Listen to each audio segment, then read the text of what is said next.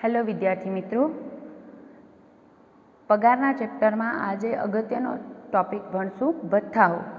હવે આપણે જાણીએ છીએ એમ પગારના પત્રકમાં આપણે મૂળ પગાર ઉપરાંત બોનસ, કમિશન, વિવિધ ભથ્થાઓ તેમજ જેટલી સવલતો માલિક તરફથી મળતી હોય એ બધી જ આપણે ગણતા હોઈએ છીએ. એમાં ગ્રેજ્યુટી અને પેન્શનની ચર્ચા આગળના લેક્ચરમાં આપણે કરી ગયા છીએ. આજથી સ્ટાર્ટ કરશું ભથ્થાઓ. હવે ભથ્થા અને સવલતોમાં શું ફરક છે પહેલે તો એ ક્લિયર હોવું જોઈએ.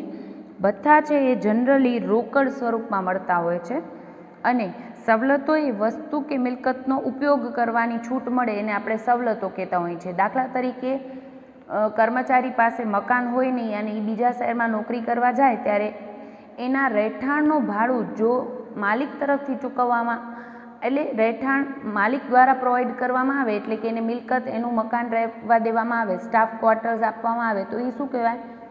રહેણાંકની રહેઠાણની સગવડ કહેવાય. એટલે કે એને મિલકતનો ઉપયોગ કરવા આપ્યો, જેના બદલામાં એને કોઈ ભાડું ચૂકવવાનું નથી. અને એ કદાચ જો કંપનીનું પોતાનું મકાન ના હોય તો એ ઘણીવાર એમ કરતા હોય છે કે મકાન લઈને આપે એના કરતાં પગાર ઉપરાંત થોડી રોકડ રકમ જ આપી દે ભાડું ચૂકવવા માટે. એને કહીએ છીએ આપણે ઘર ભાડા ભથ્થું. તો મેઇન વસ્તુ પગાર ઉપરાંત મળતા ભથ્થા અને સવલતોનો તફાવત શું છે? તો કે ભથ્થા રોકડ સ્વરૂપે મળે છે જ્યારે સવલતો એ વસ્તુ કે મિલકતનો ઉપયોગ કરવા માટે મળતી હોય છે. આજે ચર્ચા લઈએ છીએ ભથ્થાની. હવે ભથ્થા છે એમાં વિવિધ પ્રકારે ભથ્થાના 4 ભાગ પાડી શકાય. અમુક ભથ્થા એવા છે જે સંપૂર્ણપણે કરપાત્ર છે, એટલે પગારની મૂળ પગાર ઉપરાંત બધા પૂરેપૂરા કરપાત્ર લઈ લેવાના છે. જેવા કે પહેલાં જ ઉદાહરણમાં આપણે લીધું હતું, મોંઘવારી ભથ્થું છે એ સંપૂર્ણપણે કરપાત્ર છે. પછી સિટી કોમ્પેન્સેટરી ભથ્થું છે, મેડિકલ ભથ્થું, નોકરો માટેનું ભથ્થું, ટિફિન ભથ્થું કે અને કોઈ ભથ્થા જે આ બીજા લિસ્ટમાં સમાવેશ ન થતા હોય એવા કોઈ પણ ભથ્થા હોય તો એ પણ શું કહેવાય? પૂરેપૂરા કરપાત્ર, સંપૂર્ણપણે કરપાત્ર ભથ્થા કહી શકાય આને. ક્લિયર? અમુક ભથ્થા એવા છે જે અમુક મર્યાદા સુધી કરમુક્ત છે અને આ મેઇન આપણે ભણવાના હોય છે. અમુક મર્યાદા સુધી એટલે કે કાલે આપણે ગ્રેજ્યુટી અને પેન્શનની વાત કરી હતી તો અમુક રકમ સુધી કરમુક્તિ, બાકીનું કરપાત્ર, એને શું કહેવાય? અમુક મર્યાદા સુધી કરમુક્ત ભથ્થા. તો કે ઘરભાડા ભથ્થું અને મનોરંજન ભથ્થું. અને તેમાં પણ મનોરંજન ભથ્થું એટલે એ સરકારી કર્મચારી માટે જ, બિનસરકારી કર્મચારી માટે તો પાછું સંપૂર્ણ કરપાત્ર છે. મનોરંજન ભથ્થું એ શું છે? બિનસરકારી કર્મચારી હોય તો સંપૂર્ણપણે કરપાત્ર ભથ્થામાં આવે. જો સરકારી કર્મચારી હોય તો એને અમુક રકમ સુધી એ બાદ મળતું હોય છે કે જેની કરમુક્તિ મળતી હોય છે. પછી ત્રીજા પ્રકારના ભથ્થા જોઈએ તો એમાં શું છે? અમુક સંજોગો હોય એના આધારે કરમુક્તિ મળે. તો કે અમુક વિશિષ્ટ ભથ્થા, વિદેશ ભથ્થું, વિદેશી ટેકનિશિયનને મળતું ભથ્થું, પછી અન્ય વિદેશી નાગરિકને મળતું ભથ્થું વગેરે કેવા છે? અમુક સંજોગોના આધારે કરમુક્ત ભથ્થા છે. અને ચોથું છે સંપૂર્ણ કરમુક્ત ભથ્થા, જેના ઉપર બિલકુલ કરવેરો લેવામાં આવતો નથી એવા. જેવા કે સુપ્રીમ કોર્ટ કે હાઈકોર્ટના ન્યાયાધીશને કોઈ ભથ્થા મળતા હોય તો એ પૂરેપૂરા કરમુક્ત છે, એના ઉપર કોઈ કરપાત્રતા લાદવામાં આવતી નથી. યુએનઓ પાસેથી મળતા ભથ્થા હોય કે બંધારણની કલમ 222(2) હેઠળ કોમ્પેન્સેટરી ભથ્થું મળ્યું હોય તો એ પણ શું છે? સંપૂર્ણપણે કરમુક્ત છે. ક્લિયર? આજે આપણે ભણશું અમુક મર્યાદા સુધી કરમુક્ત ભથ્થા. આ તમને યાદ રાખવાનું છે કે સંપૂર્ણપણે કરપાત્ર કયા છે, કારણ કે એ તમારે પગારના પત્રકમાં ડાયરેક્ટ એડ જ કરવાના હોય. મૂળ પગાર ઉપરાંત જેટલું કરપાત્ર હોય એ આપણે એડ કરવાનું હોય. ક્લિયર? અમુક મર્યાદા સુધી કરમુક્ત ભથ્થામાં આજે આપણે વાત કરશું ઘરભાડા ભથ્થું, જે અગત્યનું કહી શકાય. ઘરભાડા ભથ્થાની જોગવાઈઓ જોઈએ તો ઘરભાડા ભથ્થું એટલે તમને પેજ નંબર 136 ઉપર આપેલું છે ઓલરેડી. નોંધ અને જોગવાઈઓ લખવી તમારે. ઘરભાડા ભથ્થાની જોગવાઈ જોઈએ તો આ 3 રકમમાંથી જે ઓછી રકમ હોય એ કરમુક્ત થાય છે. એમાં પહેલું છે ખરેખર મળેલ ઘરભાડા ભથ્થું. બીજું ખરેખર ચૂકવેલું ભાડું માઇનસ પગારના 10%, એટલે કે પગારના 10%થી જેટલું વધુ ભાડું ચૂકવ્યું હોય, એટલે કે પગાર કમાય છે એના 10%થી વધુ ભાડું જો ચૂકવ્યું હોય તો એ રકમ. ત્રીજું પગારના 40% અથવા તો 50%. હવે અહીંયા ધ્યાન રાખજો, મેટ્રોપોલિટન સિટી હોય જેવી કે મુંબઈ, ચેન્નઈ, દિલ્હી કે કોલકાતા હોય એ વ્યક્તિનો રહેણાંક તમને શહેર આપેલું હશે, આ ચારમાંથી કોઈ શહેરમાં રહેતા હોય તો પગારના 50% કન્સિડર કરવા, બાકી કોઈ પણ સ્થળે હોય તો અહીંયા તમારે ત્રીજા ટોપિકમાં લેવાનું છે પગારના 40%. ક્લિયર? અને આ ત્રણમાંથી જે ઓછી રકમ હોય એ તમારી શું ગણાશે? કરમુક્ત, અને બાકીની કરપાત્ર. હવે અહીંયા નોંધ ખાસ લખશો નીચે કે પગારના 10%, તો અહીંયા પગારનો શબ્દનો અર્થ શું છે? તો કે મૂળ પગાર પ્લસ મોંઘવારી ભથ્થું જો નિવૃત્તિના લાભ માટે ધ્યાનમાં લેવાતું હોય તો જ એડ કરવું. જેમ તમને ગ્રેજ્યુએટી પેન્શનમાં પણ આ ટોપિકની ચર્ચા કરેલી કે પગાર શબ્દમાં જ્યારે મોંઘવારી ભથ્થું ઉમેરાય ક્યારે? જ્યારે એ નિવૃત્તિના લાભ માટે ધ્યાનમાં લેવાતું હોય તો જ. અને વેચાણને લગતું કમિશન હોય તો એ પણ તમારે એડ કરવાનું છે. અને બીજી વસ્તુ કે જો કોઈ કર્મચારી પગારના 10% જેટલું ભાડું ન ચૂકવતો હોય તો એને કરમુક્તિનો લાભ મળશે નહીં. હવે એને લગતો જ એક સમ લઈએ છીએ. તમારે જોગવાઈઓ યાદ રાખવાની છે અને લખવાની છે. આ 3 જોગવાઈઓ સાવ નાનકડી લઈ લઈએ. ઉદાહરણ 6, બેંગ્લોર સિટી કમ્પલસરી કહી દીધી હશે તમને. બેંગ્લોરના શ્રી સુરેશ નાણાવટીને વાર્ષિક 6 લાખનો મૂળ પગાર મળે છે તથા મોંઘવારી ભથ્થું વાર્ષિક 1,50,000 મળે છે, જેનો સમાવેશ પ્રોવિડન્ટ ફંડના હેતુ માટે પગારમાં કરવામાં આવે છે. આનો મતલબ શું થાય? પીએફ માટે કન્સિડર થાય છે મોંઘવારી ભથ્થું, એટલે તમારે પગારમાં એડ કરશો મોંઘવારી ભથ્થું. ક્લિયર? 1,50,000. તે ઉપરાંત તેમને મોંઘવારી પગાર પણ 96,000 અને ઘરભાડા ભથ્થું 1,44,000 મળે છે. અહીંયા ધ્યાન રાખજો, મોંઘવારી ભથ્થું એડ કરાય, મોંઘવારી પગાર નહીં. એ તો પૂરેપૂરું કરપાત્ર તરીકે પગારના પત્રકમાં આવશે, પણ જ્યારે આપણે ઘરભાડા ભથ્થાની ચર્ચા કરીએ છીએ ત્યારે પગારના શબ્દના અર્થમાં મૂળ પગાર પ્લસ મોંઘવારી ભથ્થું પ્લસ કમિશન જો વેચાણને લગતું હોય તો એડ કરવાનું છે. એટલે મોંઘવારી પગાર અહીંયા વધારાની વિગત કહી શકાય. ઘરભાડા ભથ્થું એમને 1,44,000 મળે છે. તેઓ રહેવાના મકાનનું ભાડું 1,50,000 ચૂકવે છે. નાણાકીય વર્ષ 2019-20 માટે કરમુક્ત ઘરભાડા ભથ્થું નક્કી કરો. અહીંયા શું કીધું છે? કરમુક્ત ઘરભાડા ભથ્થું નક્કી કરવાનું છે આપણે. તો કે ઘરભાડા ભથ્થું આવે એટલે તરત જ તમને જોગવાઈઓ યાદ આવવી જોઈએ.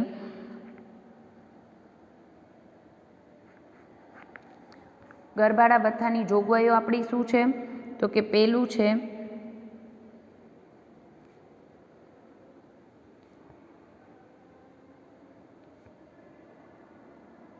ખરેખર મળેલ ઘરભાડા ભથ્થું. કેટલું મળ્યું છે આપણે ઓલરેડી સમમાં કહી દીધું છે. ખરેખર એમને મળ્યું છે ઘરભાડા ભથ્થું 1,44,000. એટલે આપણે લખી નાખશું 1,44,000. બીજું છે ખરેખર ચૂકવેલ ભાડું માઇનસ પગારના 10%. ખરેખર ચૂકવેલ ભાડું એમને તમને સમમાં આપેલું જ છે કે રહેવાના મકાનનું ભાડું તેઓ 1,50,000 ચૂકવે છે. તો આપણે બાદ કરી નાખશું અહીંયા લખી નાખશું 1,50,000. અને પગાર શબ્દનો અર્થ અહીંયા પગાર મૂળ પગાર પ્લસ મોંઘવારી ભથ્થું થશે, કારણ કે પીએફ માટે ધ્યાનમાં લેવાય છે. તો આપણે થોડી સ્પેસ મૂકી અને અહીંયા પગાર શબ્દનો અર્થ લખી નાખીએ અને ટોટલ કરી નાખીએ. પગાર એટલે મૂળ પગાર પ્લસ મોંઘવારી ભથ્થું પ્લસ વેચાણને લગતું કમિશન હોય તો એ, પણ અહીંયા વેચાણને લગતું કમિશન નથી એટલે પગાર છે આપણો 6 લાખ મૂળ પગાર મળે છે પ્લસ મોંઘવારી ભથ્થું છે 1,50,000. અહીંયા પૂરેપૂરું એડ કર્યું. ક્યારેક તમને એમ કીધું હશે કે 1,50,000 મોંઘવારી ભથ્થું મળે છે, જે પૈકી 60% રકમ નિવૃત્તિના લાભ માટે ધ્યાનમાં લેવાય છે, તો 60% જ રકમ અહીંયા એડ કરવી. મોંઘવારી ભથ્થું પૂરેપૂરું કરપાત્ર છે એ ક્યાં લાગુ પડશે? પગાર પ્લસ મોંઘવારી ભથ્થું, એવી રીતે પગારના પત્રકમાં તમારે લખવાનું જ છે. એટલે એ પૂરેપૂરું કરપાત્ર 1,50,000 થશે જ. પણ જ્યારે ઘરભાડા ભથ્થાની કે ગ્રેજ્યુઇટીની કે ચર્ચા કરતા હોઈએ ત્યારે જ્યારે પગાર શબ્દમાં મૂળ પગારમાં ઉમેરવાનું ક્યારે થાય? જ્યારે પગાર મોંઘવારી ભથ્થું એ નિવૃત્તિના લાભ માટે ધ્યાનમાં લેવાતું હોય અને જેટલું નિવૃત્તિના લાભ માટે ધ્યાનમાં લેવાતું એટલી જ રકમ એડ કરવાની. અહીંયા કીધું નથી એટલે 100% રકમ આપણે 1,50,000 એડ કરશું. કીધું હોત તમને કે 60% રકમ જ નિવૃત્તિના લાભ માટે ધ્યાનમાં લેવાય છે તો અહીંયા ખાલી 60% રકમ 1,50,000ના 60% રકમ જ તમે એડ કરત. અહીંયા આવે છે આપણે પગાર એટલે 7,50,000. આપણે બીજી રકમમાં પહોંચ્યા હતા ઘરભાડા ભથ્થા માટે. ખરેખર ચૂકવેલ ભાડું માઇનસ પગારના 10% એટલે આપણે 7,50,000ના 10% કરી નાખીએ એટલે મળશે 75,000. 1,50,000 માઇનસ 75,000 એટલે બારે લખશું 75,000.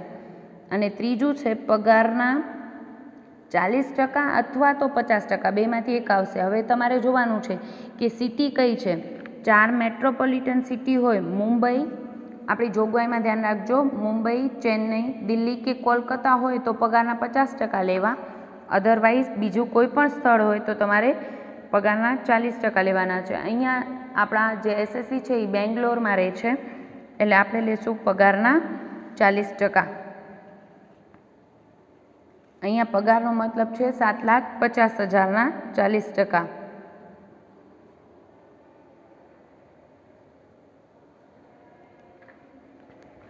એટલે મળશે આપણે 3 લાખ. આ 3 પૈકી ઓછી રકમ કરમુક્ત ગણાય. કરમુક્ત ઘરભાડા ભથ્થું 1,44,000, 75,000 અને 3 લાખ. 3 પૈકી ઓછી રકમ કેટલી છે? 75,000. એટલે 75,000 શું ગણાય? કરમુક્ત ઘરભાડા ભથ્થું. આપણે પૂછ્યું પણ શું હતું?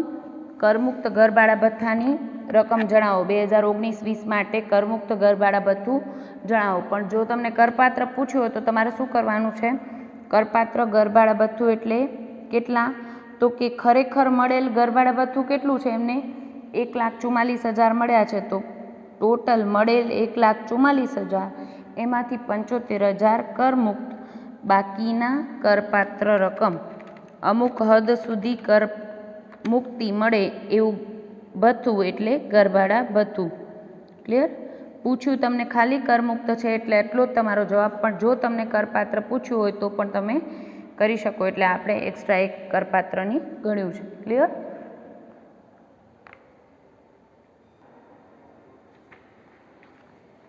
હવે લઈએ છીએ ઉદાહરણ 7. શ્રી અતુલ શ્રીજી લિમિટેડમાં માસિક 48,000નો મૂળ પગાર અને પગારના 50% લેખે મોંઘવારી ભથ્થું મેળવતા હતા. આ ઉપરાંત માસિક 6,000નું ઘરભાડા ભથ્થું પણ મેળવતા હતા. તેઓ આ કંપનીમાં 30 નવેમ્બર 2019ના રોજ રાજીનામું આપીને છૂટા થયા છે અને 1 જાન્યુઆરી 2020ના રોજથી વિપુલ લિમિટેડમાં નોકરી માટે જોડાય છે. વિપુલ લિમિટેડમાંથી તેમને મૂળ પગાર, મોંઘવારી ભથ્થું અને ઘરભાડા ભથ્થું અનુક્રમે માસિક 64,000, 24,000 અને 8,000 લેખે મળે છે. વિપુલ લિમિટેડમાં પ્રોવિડન્ટ ફંડનો ફાળો મોંઘવારી ભથ્થા સહિતના પગાર પર ગણાય છે. અહીંયા ખાસ ધ્યાનમાં રાખજો, આ લાઈન શું કહે છે? વિપુલ લિમિટેડ એટલે કે બીજી વાર જ્યાં નોકરી કરી છે ત્યાં મોંઘવારી ભથ્થા સહિતના પગાર ઉપર પ્રોવિડન્ટ ફંડનો ફાળો ગણાય છે એટલે નિવૃત્તિના લાભ માટે ધ્યાનમાં લેવાય છે. જ્યારે અગાઉ શ્રીજી લિમિટેડની નોકરીમાં એવું કીધું નથી કે મોંઘવારી ભથ્થું નિવૃત્તિના લાભ માટે ધ્યાનમાં લેવાય છે, તો આપણે એમાં મોંઘવારી ભથ્થું એડ નહીં કરીએ પણ વિપુલ લિમિટેડમાં એડ કરશું. શ્રી અતુલ તેમના રહેઠાણના મકાન અંગે માસિક 10,000 ભાડું ચૂકવતા હોય તો આકારણી વર્ષ 2020-21 માટે કરમુક્ત ઘરભાડા ભથ્થાની ગણતરી દર્શાવો. અહીંયા મેઇન વિગત શું છે? શ્રી અતુલ છે જે એસએસસી એ 2 જગ્યાએ એક જ પાછલા વર્ષમાં 2 જગ્યાએ નોકરી કરી છે, શ્રીજી લિમિટેડમાં અને વિપુલ લિમિટેડમાં. તો જેટલા સમય માટે નોકરી કરી હોય એની જ આપણે ઘરભાડા ભથ્થાની કરમુક્ત રકમ કેટલી એ જણાવવાની છે. લઈ લઈએ. પહેલે મેઇન વિગત આપણે જે આપેલું છે એ વ્યવસ્થિત રીડ કરવાનું અને શું આપેલું છે એ એવું હોય તો શોર્ટમાં લખી નાખવાનું. આપણા એસએસસી શ્રી અતુલ છે એની 2019-20માં એને ક્યાં નોકરી કરીને કેટલા સમયગાળા માટે નોકરી કરી છે એ આપણે લખી નાખવાનું. તો સ્ટાર્ટ આપણું 1/4/2019થી કરીને 31/3/2020 સુધીમાં એમને 2 જગ્યાએ નોકરી કરી છે. પહેલે શ્રીજી લિમિટેડમાં નોકરી કરતા હતા અને ત્યાં એમને 30 નવેમ્બર 2019ના છોડી છે, બરાબર, જોબ. તો 1/4થી કરીને 30 નવેમ્બર સુધી એને જોબ કરી છે, એટલે એપ્રિલ, મે, જૂન, જુલાઈ, ઓગસ્ટ, સપ્ટેમ્બર, ઓક્ટોબર અને નવેમ્બર, આમ ટોટલ 8 મહિના નોકરી કરી છે શ્રીજી લિમિટેડમાં. અને પછી વિપુલ લિમિટેડમાં એમને પાછા બીજા જ દિવસે અહીંયા નવેમ્બરના નિવૃત્ત થયા પછી તરત જ એ જોઈન નથી કરતા. બીજી કંપની શું કીધું છે, આ કંપનીમાં 30 નવેમ્બર 2019ના રાજીનામું આપીને છૂટા થયા છે અને 1 જાન્યુઆરી 2020માં આપણે વિપુલ કંપનીમાં જોડાય છે. એટલે ડિસેમ્બર મહિનામાં એમને જોબ કરી નથી. 1 જાન્યુઆરી 2020થી કરીને આપણું વર્ષ પૂરું થાય છે 31/3/2020ના. આમ 3 મહિના એમને વિપુલ લિમિટેડમાં જોબ કરી છે, બરાબર. શ્રીજી લિમિટેડમાં અને વિપુલ લિમિટેડમાં બંનેમાં એમને મોંઘવારી ભથ્થું પણ મળે છે, પણ અહીંયા મોંઘવારી ભથ્થું કન્સિડર કરવાનું નથી પગાર શબ્દના અર્થમાં. જ્યારે વિપુલ લિમિટેડમાં એ પ્રોવિડન્ટ ફંડ માટે ધ્યાનમાં લેવાય છે, એટલે ત્યાં આપણે કન્સિડર કરશું. બંને જગ્યાએ એમને ઘરભાડા ભથ્થાની રકમ પણ મળે છે. પહેલે આપણે લઈ લઈએ, પહેલે જ્યાં જોબ કરી છે ત્યાંથી શ્રીજી લિમિટેડનું 8 મહિનાની વાત કરી લઈએ. તો ઘરભાડા ભથ્થાની રકમ આવે એટલે તરત જ તમને જોગવાઈઓ યાદ આવી જોઈએ. પહેલું શું છે, ખરેખર મળેલ ઘરભાડા ભથ્થું. બીજું, ખરેખર ચૂકવેલ ભાડું માઇનસ પગારના 10%. અને ત્રીજું છે આપણું પગારના 40% અથવા તો 50%. અહીંયા સ્પષ્ટતા નથી કે એ ક્યાં રહે છે. અતુલ શ્રીજી લિમિટેડમાં ઓકે, કોઈ જગ્યાએ આપણે રીડ કરી રકમ, એમાં ક્યાંય પર્ટિક્યુલર સિટીનું નામ નથી આપ્યું. તો મેટ્રોપોલિટન સિટીમાં એટલે કે મુંબઈ, ચેન્નઈ, દિલ્હી કે કોલકાતામાં હશે એવું માનવું નહીં. તો અન્ય સ્થળે જ એટલે કે પગારના 40% જ કન્સિડર કરવા. આ 4 સિટી માંથી કોઈ સિટી આપી હોય તો તમારે ત્રીજામાં લેવાનું છે પગારના 50%, બરાબર. અહીંયા પગાર શબ્દનો અર્થ શું થશે, મૂળ પગાર. મોંઘવારી ભથ્થું એમને મળે છે મૂળ પગાર અને પગારના 50% લેખે મોંઘવારી ભથ્થું મળે છે શ્રીજી લિમિટેડમાં, પણ એમ કીધું નથી કે એ પ્રોવિડન્ટ ફંડ માટે ધ્યાનમાં લેવાય છે, નિવૃત્તિના લાભ માટે ધ્યાનમાં લેવાય છે. અહીંયા સ્પષ્ટ વિપુલ લિમિટેડમાં સ્પષ્ટતા કરેલી છે કે વિપુલ લિમિટેડમાં પ્રોવિડન્ટ ફંડનો ફાળો મોંઘવારી ભથ્થા સહિતના પગાર પર ગણાય છે. એટલે વિપુલ લિમિટેડમાં આપણે મોંઘવારી ભથ્થું એડ કરશું, પણ અહીંયા કરશું નહીં. અહીંયા એમને મૂળ પગાર મળે છે કેટલો, 48,000 મહિને, 48,000. આપણે તો કેટલા સમયગાળાનો, આમ તો આપણે જનરલી 12 માસનો એટલે કે આપણું પાછલું વર્ષ છે 2019-20 માટેનું જ બધી ગણતરી કરતા હોઈએ છીએ, પણ અહીંયા એમને શ્રીજી લિમિટેડમાં 8 માસ નોકરી કરી છે. તો 8 માસની વિગતોની વાત કરશું. ક્લિયર?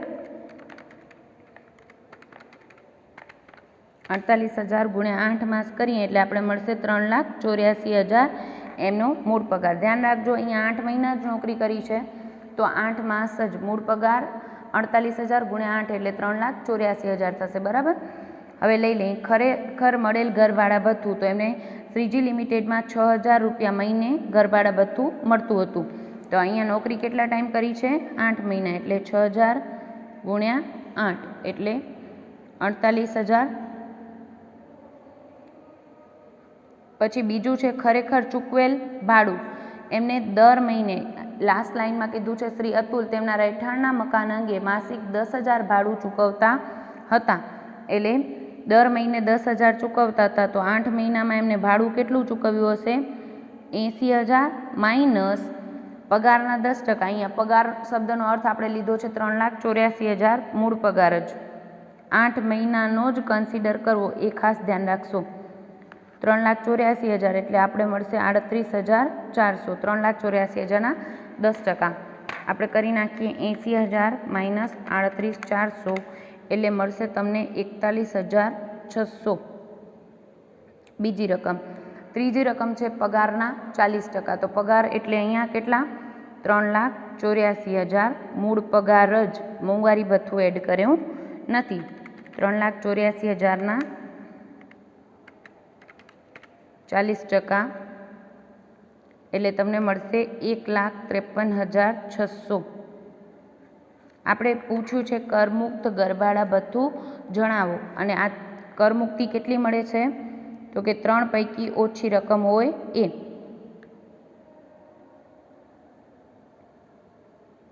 કરમુક્ત ગરબાડા ભથ્થું બરાબર 3 પૈકી ઓછી રકમ 48,000, 41,600 અને 1,53,600 પૈકી ઓછી રકમ છે 41,600. આપણી કરમુક્ત ગરબાડા ભથ્થું મળ્યું. પણ જે શ્રી અતુલ છે આપણા એસએસસી 2 જગ્યાએ જોબ કરે છે, 8 મહિના એમને કરી શ્રીજી લિમિટેડમાં, ત્યાંનું ગરબાડા ભથ્થું એમને ખરેખર મળ્યું કેટલું 48,000, પણ એમાંથી 41,600 કરમુક્ત થઈ જશે, બાકીનું કરપાત્ર. અને હવે લઈ લઈએ આપણે વિપુલ લિમિટેડમાં એમને જે 3 મહિના જોબ કરી છે એ દરમિયાન એમને ગરબાડા ભથ્થાની કરમુક્તિ કેટલી મળશે.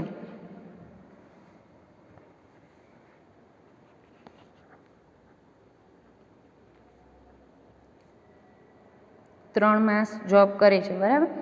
તો આપણે જોગવાઈઓ તો એ જ રહેશે. પહેલું છે ખરેખર મળેલ ગરબાડા ભથ્થું, બીજું ખરેખર ચૂકવેલ ભાડું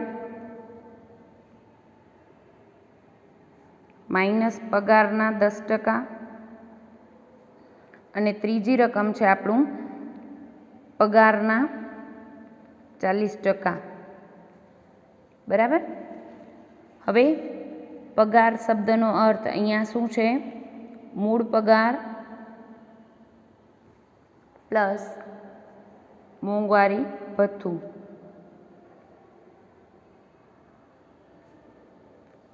મૂળ પગાર અહીંયા એમને વિપુલ લિમિટેડમાં નોકરીમાં જોડાય છે. વિપુલ લિમિટેડમાંથી એમને મૂળ પગાર, મોંઘવારી ભથ્થું અને ગરબાડા ભથ્થું કીધા છે 64,000, 24,000 અને 8,000. એટલે એમનો માસિક પગાર કેટલો છે 64,000 અને મોંઘવારી ભથ્થું છે 24,000.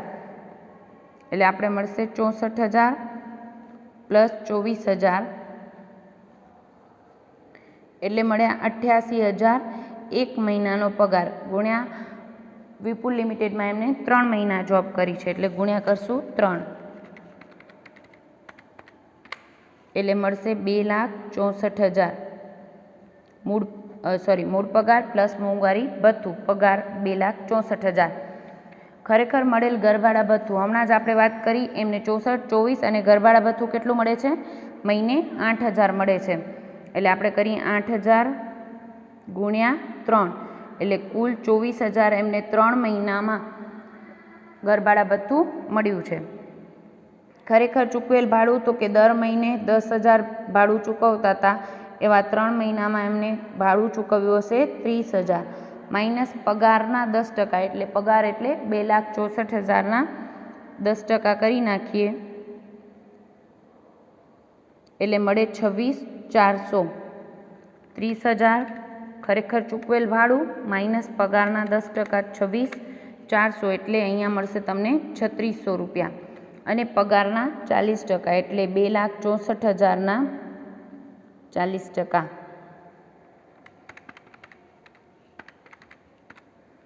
એટલે મળશે તમને 1,05,600.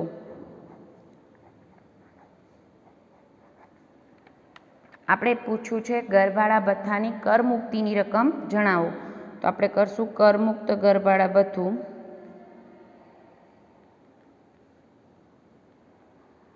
બરાબર શું થાય? 3 પૈકી ઓછી રકમ હોય તે. એટલે અહીંયા છે 24,000, 3,600 અને 1,05,600. તો 3 પૈકી ઓછી રકમ આપણી કેટલી આવે છે? 3,600. એ શું ગણાય? કરમુક્ત ગરબાડા ભથ્થું. કરપાત્ર પૂછ્યું હોય તો તમારું શું થાય? ખરેખર મળેલ ગરબાડા ભથ્થું 24,000 માઇનસ કરમુક્ત છે 3,600 એટલે બાકીનું શું થઈ જાય? કરપાત્ર. પણ આપણે અહીંયા પૂછ્યું છે કરમુક્ત ગરબાડા ભથ્થું એટલે તમારો આન્સર આવે 3,600. અને આખા વર્ષનું કરમુક્ત ગરબાડા ભથ્થાની વાત કરીએ તો આપણું કેટલું થાય? એમને 2 જગ્યાએ જોબ કરી છે. એમને શ્રીજી લિમિટેડમાં કરમુક્ત મળ્યું 41,600 અને અહીંયા મળ્યું છે આપણું 3,600. ક્લિયર? નેક્સ્ટ લેક્ચરમાં આપણે ગરબાડા ભથ્થાના જ બીજા સમની ચર્ચા કરીશું. Thank you.